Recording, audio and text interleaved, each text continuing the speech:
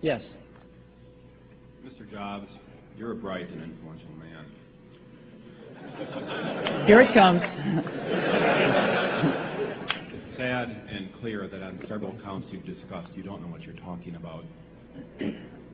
I would like, for example, for you to express in clear terms how, say, Java, in any of its incarnations, addresses the ideas embodied in OpenDoc. And when you're finished with that, perhaps you could tell us what you personally have been doing for the last 7 years.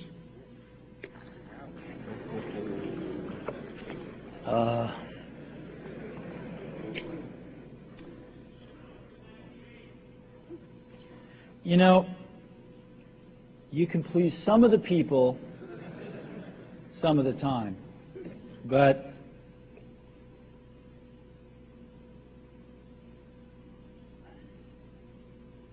one of the hardest things when you're trying to affect change is that people like this gentleman are right in some areas.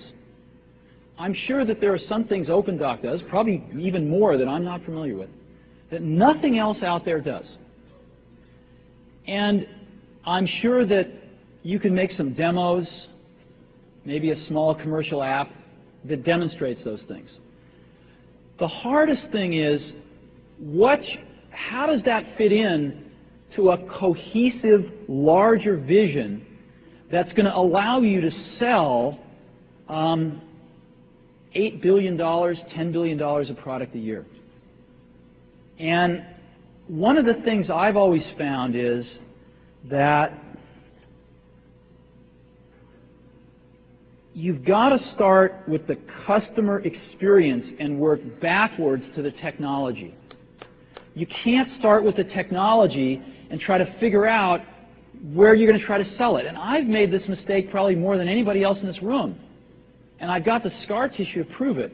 And I know that it's the case. And as we have tried to come up with a strategy and a vision for Apple, it started with what incredible benefits can we give to the customer? Where can we take the customer? Not starting with, let's sit down with the engineers and figure out what awesome technology we have, and then how are we going to market that. And I think that's the right path to take. I remember with the laser writer, we built the world's first small laser printers, you know, and there was awesome technology in that box. We had the first Canon cheap laser printing engine in the world, in the United States here at Apple. We had a very wonderful printer controller that we designed. We had Adobe's PostScript software in there. We had AppleTalk in there. Just awesome technology in the box. And I remember seeing the first printout come out of it and just picking it up and looking at it and thinking, you know, we can sell this. Because you don't have to know anything about what's in that box. All we have to do is hold this up and go, do you want this? And if you can remember back to 1984, before laser printers, it was pretty startling to see that. People went, whoa, yes. And that's where Apple's got to get back to. And, you know, I'm sorry that OpenDoc's a casualty along the way, and I readily admit there are many things in life that I don't have the faintest idea what I'm talking about. So I apologize for that too. But there's a whole lot of people working super, super hard right now at Apple. You know, Avi, John, Garino, Fred. I mean, the whole team is working, burning the midnight oil, trying to, and people, you know, hundreds of people below them, to execute on some of these things, and they're doing their best. And I think that what we need to do, and some mistakes will be made, by the way. Some mistakes will be made along the way.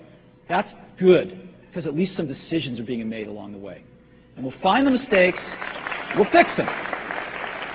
And I think what we need to do is support that team going through this very important stage as they work their butts off. They're all getting calls, being offered 3 times as much money to go do this, do that, the valley's hot, and none of them are leaving. And I think we need to support them and see them through this and write some damn good applications to support Apple out in the market. That's my own point of view. Mistakes will be made. Some people will be pissed off. Some people will not know what they're talking about.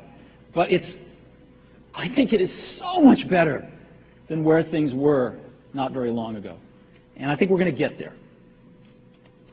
So I think we've got time for just